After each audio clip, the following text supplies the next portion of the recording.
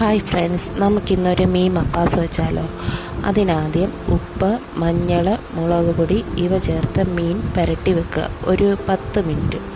അത് കഴിഞ്ഞ് ഒരു ചീനച്ചട്ടിയിൽ എണ്ണ ഒഴിച്ച് കടുക്, ഉലുവ, പച്ചമുളക്, ഇഞ്ചി, വെളുത്തുള്ളി, ചുവന്നുള്ളി, കരിവേപ്പില ഇവ ചേർത്ത് നന്നായി വഴറ്റുക.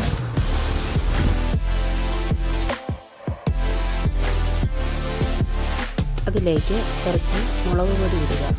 മുളക് പൊടി നന്നായിട്ട് മൂത്ത് കഴിയുമ്പോൾ ശകലം വെള്ളം ഒഴിച്ച് നന്നായിട്ട് കുറുകിയെടുക്കുക.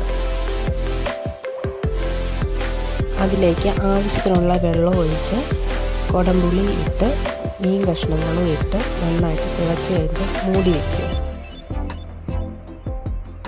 മീൻ നന്നായിട്ട് വെന്ത് അത് വെള്ളം പറ്റാറാകുമ്പോഴത്തേന് തേങ്ങാപ്പാൽ ഒഴിക്കുക. അപ്പോൾ ഇതൊന്ന് കുറുകി വന്നു കഴിഞ്ഞ് തീ ഓഫ് ചെയ്യുക.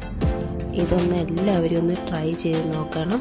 വീഡിയോ ഇഷ്ടപ്പെട്ടെങ്കിൽ ഷെയർ ചെയ്യുക, ലൈക്ക് ചെയ്യുക, സബ്സ്ക്രൈബ് ചെയ്യുക. അപ്പോൾ താങ്ക് യു.